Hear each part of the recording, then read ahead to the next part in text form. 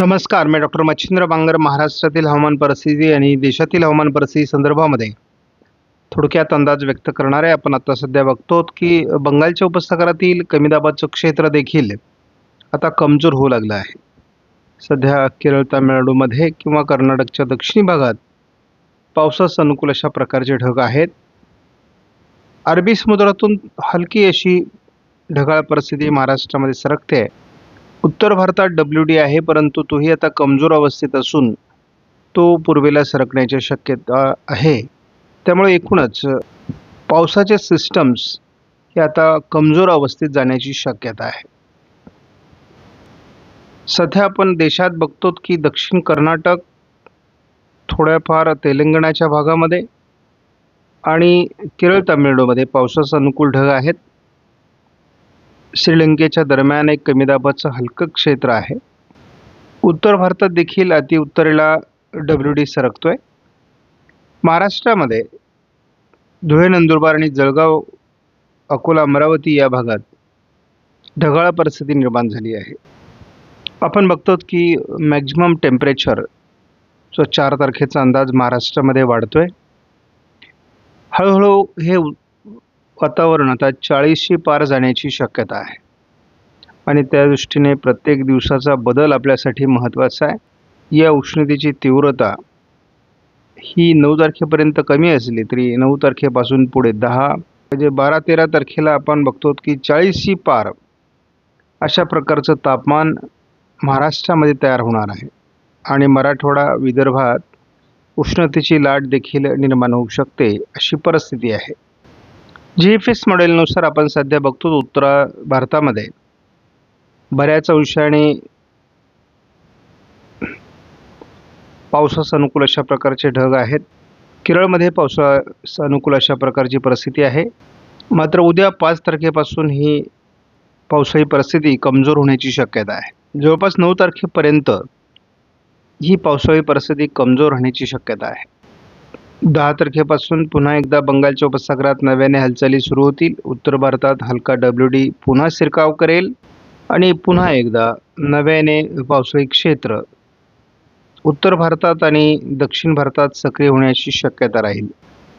मात्र आपण असं बघतो की जवळपास अतिउत्तरेला आणि दक्षिणेत केरळ, तामिळनाडूमध्ये हीच पावसाळी परिस्थिती पुढे देखील तयार होण्याची शक्यता आहे.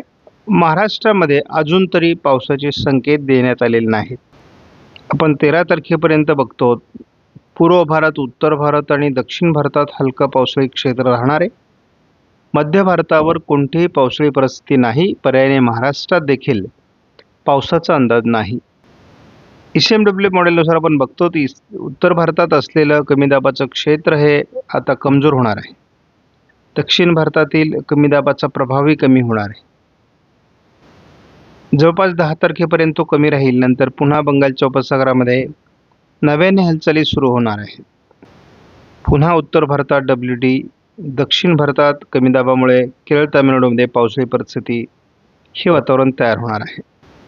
पुन्हा एकदा आपण बघतो की अरबी समुद्राच्या दक्षिणेला मालदीवच्या दरम्यान कमी दाबाचे क्षेत्र जे नुकतंच विकसित झालं होतं तसं विकसित होण्याची शक्यता 12 तारखेला आहे. या मॉडेलनुसार 15 तारखेपर्यंत तरी महाराष्ट्रात थोडीफार ढगाळ परिस्थिती निर्माण होईल, परंतु विशेष पावसाची नोंद होईल असं काही वाटत नाही. या एका मॉडेलने महाराष्ट्रामध्ये दक्षिणी पट्ट्यात जे दक्षिण कोकण, पश्चिम महाराष्ट्रामध्ये पावसास अनुकूल स्थिती दाखवलेली आहे. आपण 13 तारखेपर्यंत जरी अंदाज बघितला 10 दिवसाचा, तरी केरळ, तामिळनाडू आणि अतिउत्तरेकडील राज्यांमध्येच पावसाळी परिस्थिती आहे.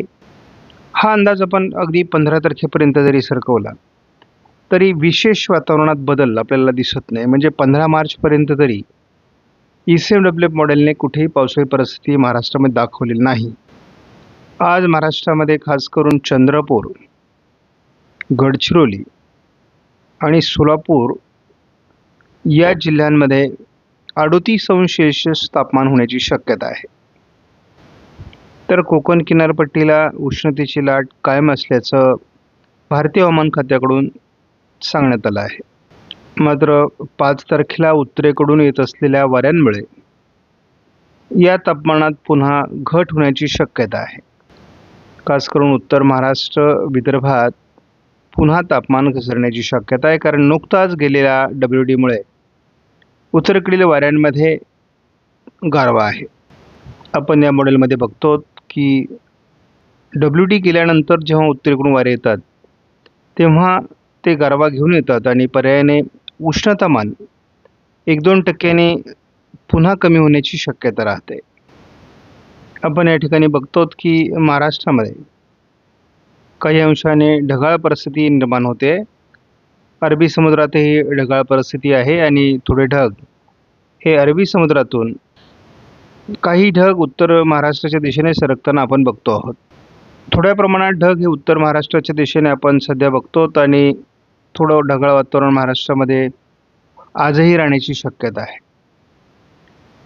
अगदी आपण 5 तारखेपर्यंत हे थोडं ढगाळ वातावरण बघतो. त्यानंतर मात्र हे ढगाळ वातावरण कमजोर होणार आहे आणि जवळपास 10 तारखेपर्यंत तरी भारतामध्ये विशेष पावसाळी परिस्थिती असणार नाही. आणि त्यामुळे मी नेहमी सांगत आलो आहे की जानेवारी कोरडा गेला, फेब्रुवारी कोरडा गेला आहे, पूर्वार्ध देखील मार्चचा कोरडा आहे.